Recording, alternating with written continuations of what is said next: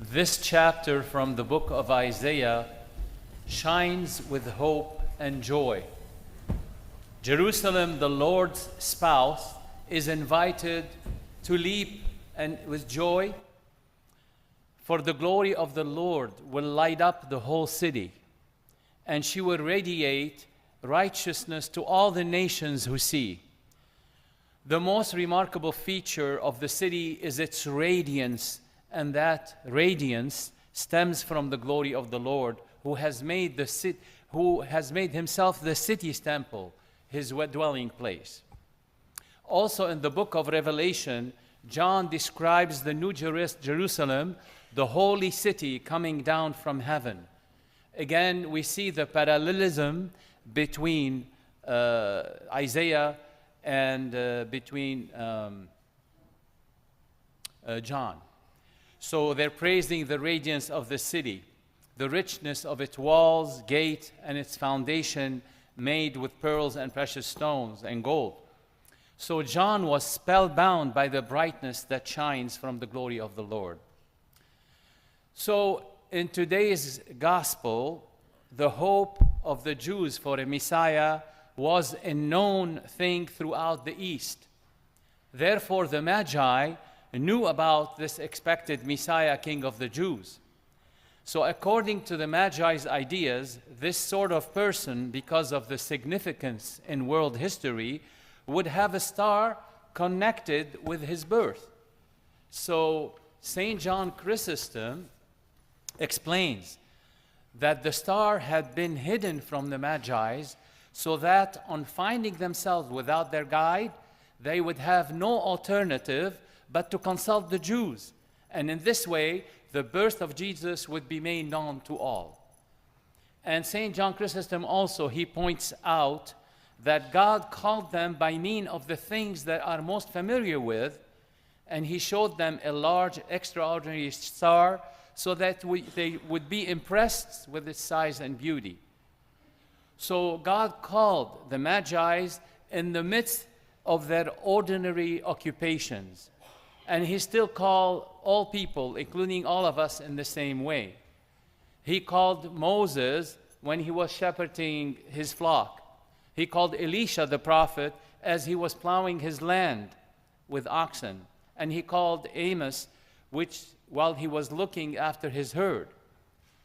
It's amazing, but God calls us in the practice of our profession. This is how he called Peter, Andrew, and James, and John. They were fishing beside their nets. And Matthew, who was sitting in the tax house, the custom house. And amazingly, this is really amazing, again, Paul, with his eagerness to destroy the seeds of Christianity, he called him while he was pursuing the Christians going to Damascus.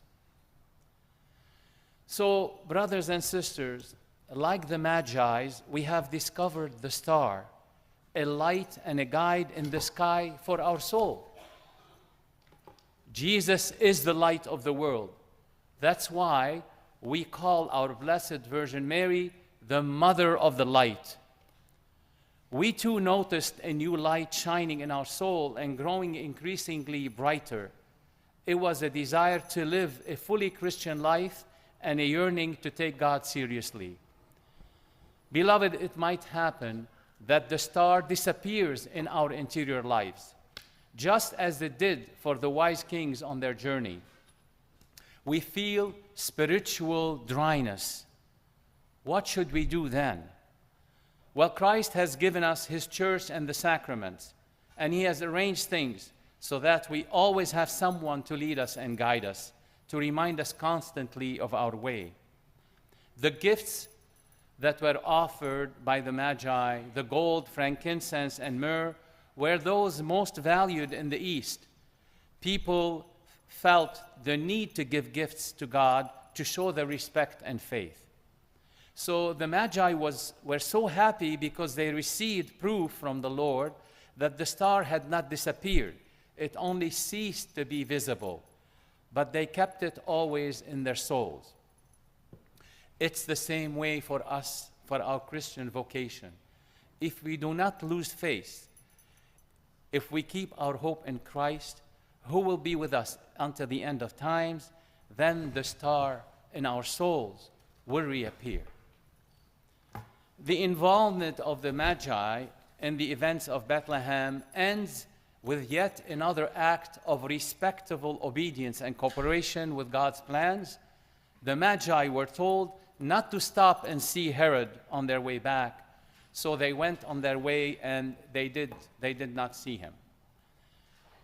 Beloved, in our world today, like the world that the Magi came out of, there is a lot of darkness in our life and around us.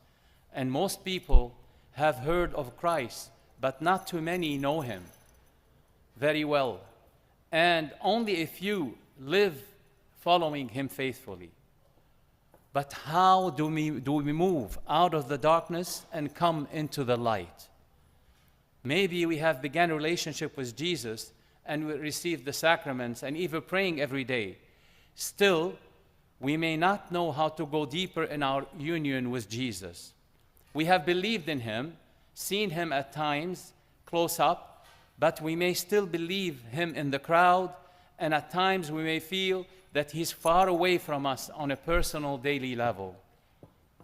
Beloved, how many of us are affected by anxiety, agitation, sadness, the feeling perhaps that we are alone or not understood, lacking hope in the situation of our lives, our relationships with others, even our relationship with God and with our own selves? We may not be content with the way things are, and we do not know why our hearts are unsettled, or we may have become so entangled within ourselves that we don't know how to untie the deep knot that has happened in us. This is where the light of this gospel shines. We need to know who is leading our lives. There are forces that affect our hearts that can cause us to become low and lose hope. Where do these come from, and where do they lead us? On the other hand, there are forces that are much more powerful, which can lead our hearts upward to God, giving us hope and encouragement, peace and fortitude to persevere in trusting God, to pray and to commit ourselves to following Christ with renewed love each day. So to be able to differentiate between what leads us towards God and what leads us away from him, we need what is called spiritual discernment. So discernment is the ability to tell one kind of a thing from another. So spiritual discernment is the ability to tell one kind of a spiritual influence from another, good from bad. But where do we start? Allow me for a moment to recommend an excellent guidebook called Discernment of Spirits for Beginners. You know, learning Saint Ignatius of Loyola is the one that has done the first book on discernment of spirits. But that book is extremely hard unless somebody is really very high in the spiritual life. So there is Dan Burke, who wrote that book that I'm recommending for you, that is extremely easy to understand.